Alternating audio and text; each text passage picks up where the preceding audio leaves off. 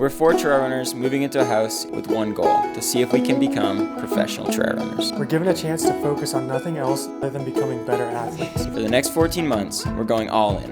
And if it works, each of us could sign a running contract to officially become a professional trail runner.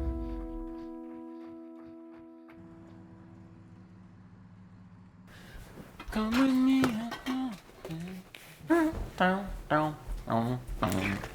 About to head out for a workout. It's 10 days out from Whistler, so Bayden and I have a workout together. If we get top 3 at Whistler, we get an auto qualifier into CCC next year, which is basically the world finals of trail running. So we're working out together. This is 4 by 1 minute at just kind of hard, get some strides going. And then we're gonna do 2 by 15 minutes at around 50K effort. That'll be our morning. So it should be kind of like a lower key workout, which is good. I feel like it's kind of a bit of a lethargic morning. I think the goal of the workout is just to finish feeling good, just kind of stretch out the legs a bit. So nothing too crazy. Yeah, I'm pretty happy with this training block so far. I would probably give this one an A-. It's definitely been one of the stronger training blocks I've put together. But I strung 6 weeks that were over 100 miles together, with one of them being 130 miles, and then I also had a week that had over 20,000 feet of climbing, which was my biggest week. I'm feeling really confident about the way Whistler's gonna go based on the last 8-ish weeks of training. Feeling pretty good. Taper is kind of starting, so hopefully getting fresh. There's not really much to think about. What's happened is gonna happen. I have no qualms about finishing Whistler, but since I haven't been focusing on 100K, maybe I did miss out on a little bit of more runnable long runs. I think training for a 100-miler sets you up that obviously you'll be able to finish anything shorter, just maybe not as fast as you would hope for. Yeah, so this is where we're gonna start the workout. 2, 1, here we go. Heart rate is 172. So it's no secret, Whistler's gonna be the longest race I've ever done, the longest I've ever run. When we're talking about a race that's maybe 11 hours, I don't know what I'm gonna feel like at 8 hours, and there's only one way to figure that out, and that's to do it. So, can't wait.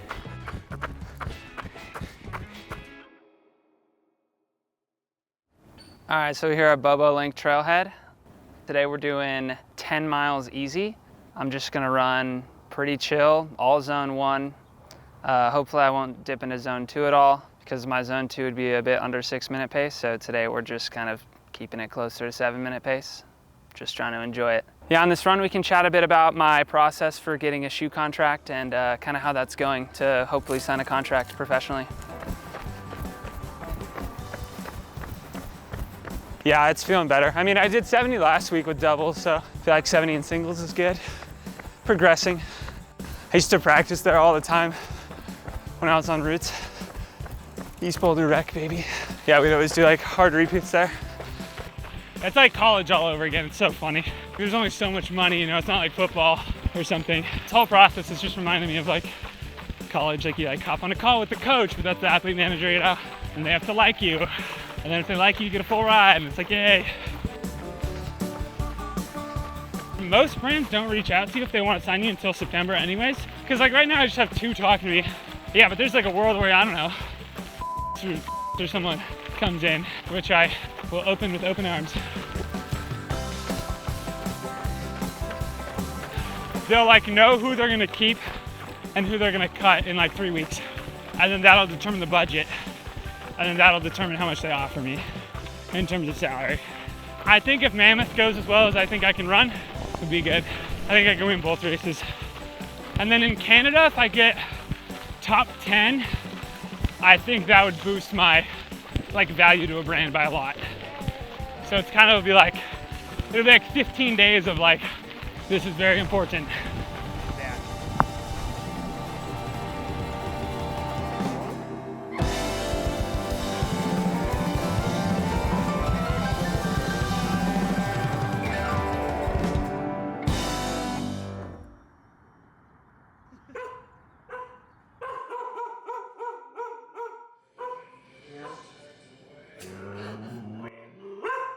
Taking care of Hans and Grace's dog for a week. Her name's Sushi. Yeah, she's been pretty chill so far. I'm sure she's hanging out at the trail house for the weekend. Athlete Blood Tests hooked us up with some blood tests, and we're just kind of getting our results back now, which is pretty exciting. I've been curious about some of these numbers for a while. But yeah, a couple interesting things for me was that hemoglobin was pretty high, which is exciting. Hopefully means, transporting a good amount of oxygen. And probably like the most concerning thing for me would be ferritin's like on the lower side. I've had some issues with iron in the past, and I haven't been taking any sort of supplements, so I'll probably get back on something. But I would assume a lot of this being lower is probably due to moving to altitude for the first time. Yeah, and I think it's also really interesting for me to look at the hemoglobin and hematocrit as well, because I moved down from Boulder from a lot higher elevation and was training above 10,000 feet for a lot of the summer. So both my hemoglobin and hematocrit were pretty high, which is really cool. It was good to see. Yeah, I guess for me, everything was pretty normal. My ferritin was a bit low, and then my testosterone was actually pretty high at the high end of the range, which is pretty exciting because typically for endurance athletes, it's not always the case. So got to keep recovering, got to keep eating well. Exciting stuff. Only God knows where I've been. I'm a devil on the run, a six-gun lover, a candle in the wind, going down in a blaze of glory.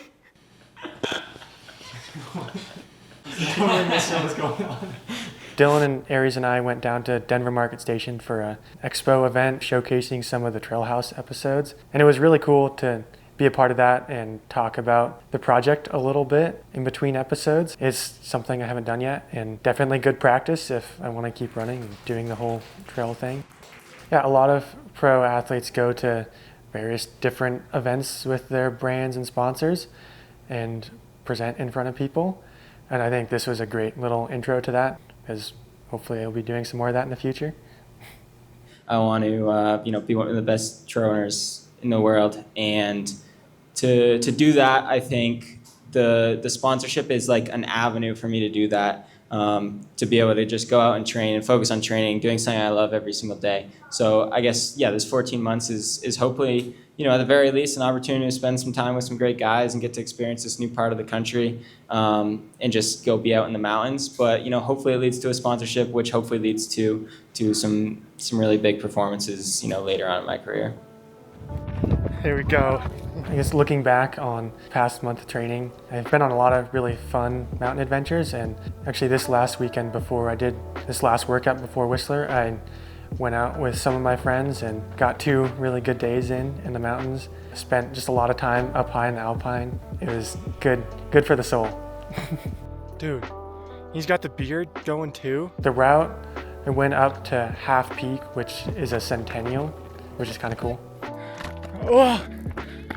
It's the 100 highest peaks in Colorado.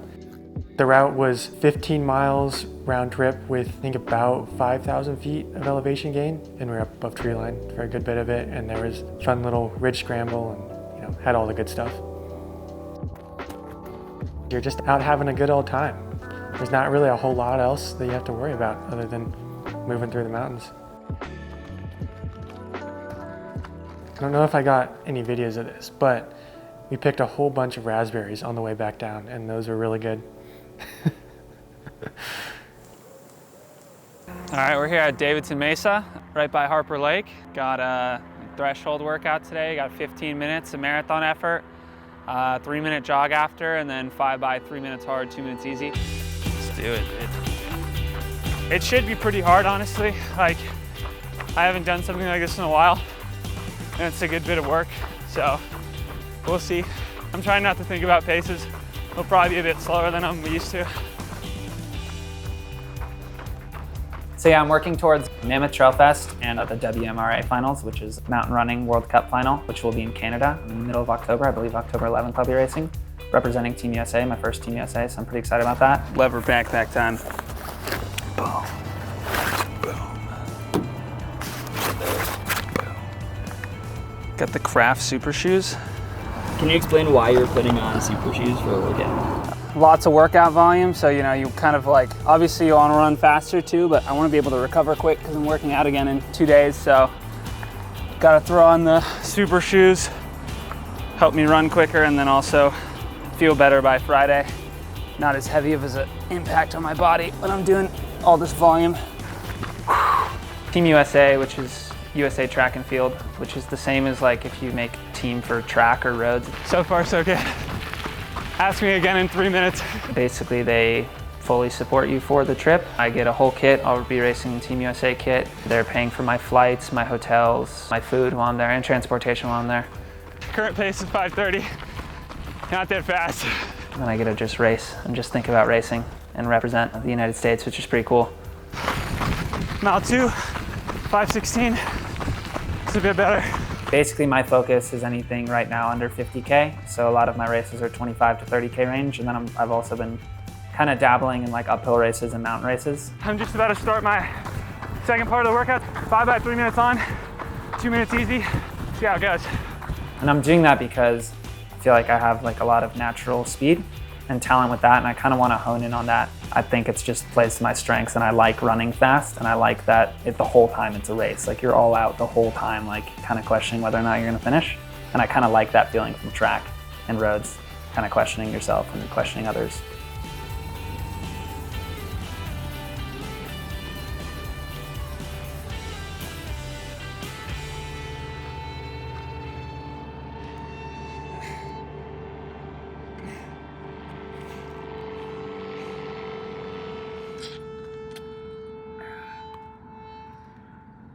Probably for basically anybody is one of the most beneficial training zones.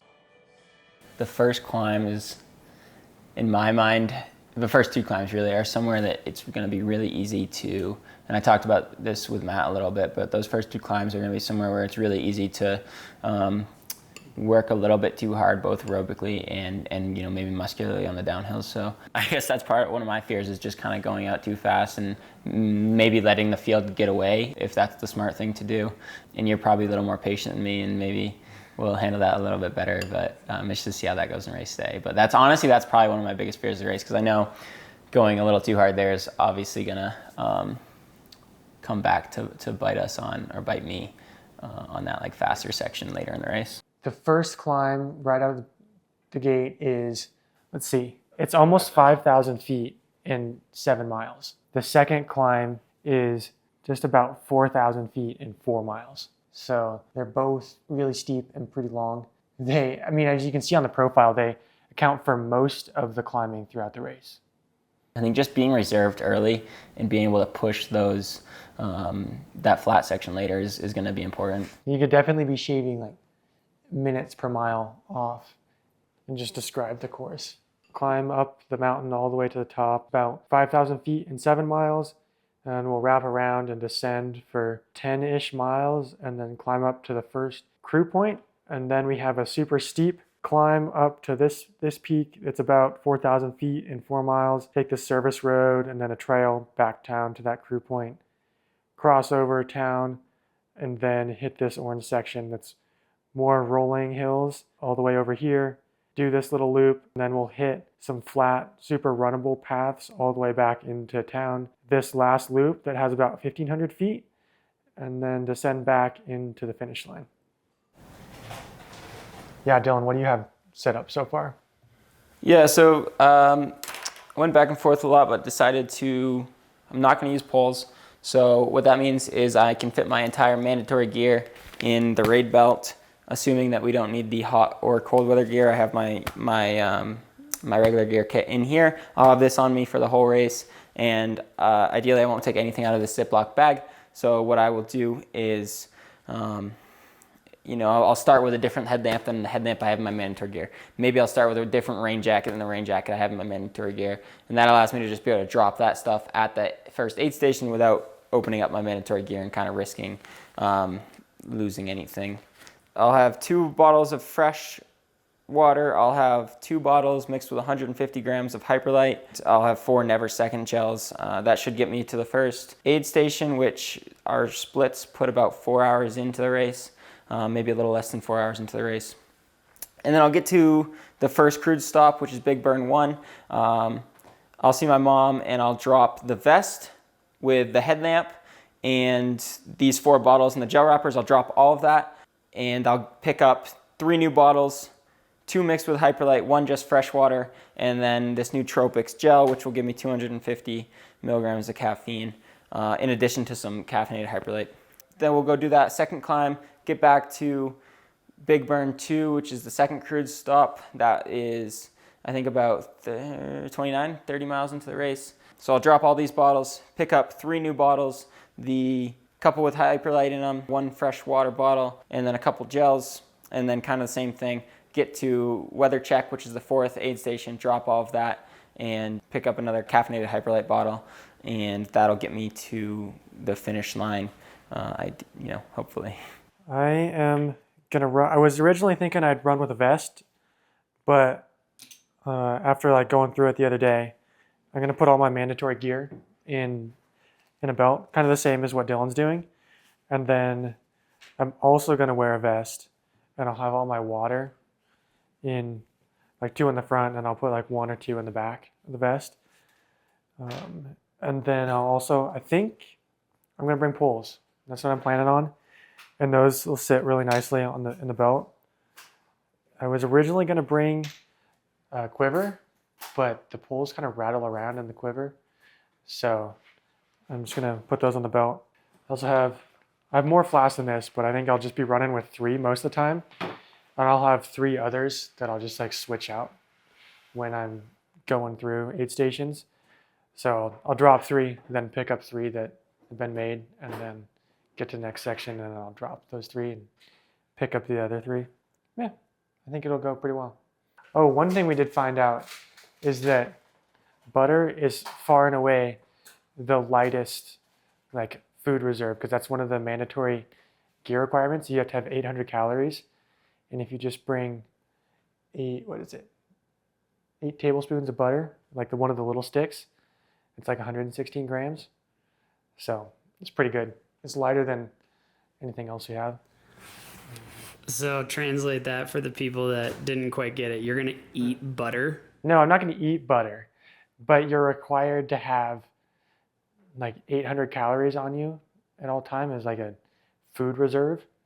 And it doesn't say what it has to be. It says like it recommends that you bring gels, but it's not a requirement that you have to bring gels. So might as well just go with what's the lightest and most compact. And butter's pretty good. So if all things go wrong and you need to tap into your food reserves, you're going to eat butter. Yeah, probably. And I mean, honestly, think about it. The weather, it's looking kind of chilly. Might be getting a little cold. I feel like butter might be pretty good, actually, Get some fat, warm you up. I could be wrong. I'm probably just talking myself into thinking that taking butter is a good idea, but yeah, we'll see. I mean, in a pinch, it'll work. So this stick of butter is 800 calories. That meets the food reserve requirements. And even with the double bag, it weighs 118 grams. And then these Never Second gels also add up to 800 calories, so that meets the food reserve requirements. And that weighs over 500 grams. So that's like nearly 5 times the weight of the butter. And the butter's way more compact, so it seems like an obvious choice to me. Oh, dude, yeah, life's crazy right now. I'm feeling good overall. I mean, I'm still in a bit of pain, but things are looking up. Training's been going much better. I think this week I'll be able to string together like a complete week. That'll be like my first complete week of like multiple workouts and a good long run, so I'm excited for that. I had my first kind of bigger vert long run this past weekend. I did 2 hours.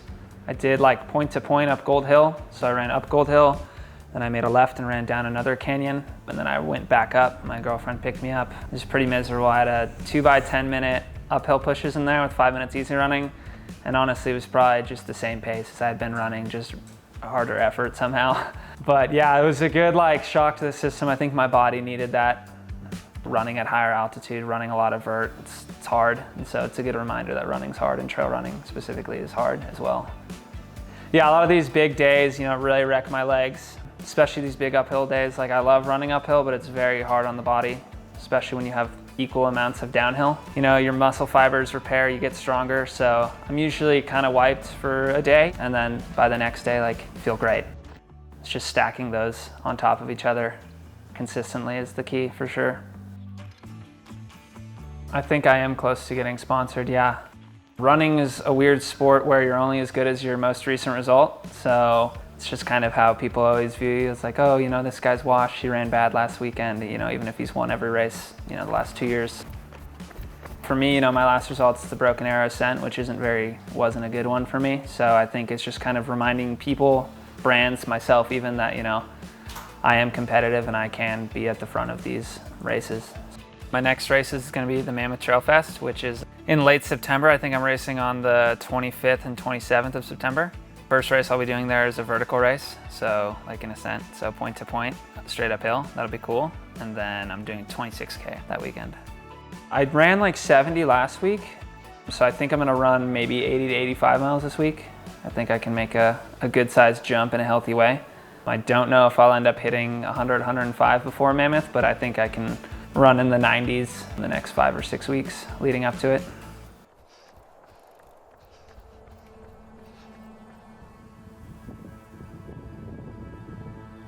Babe, we've been having issues with this all day.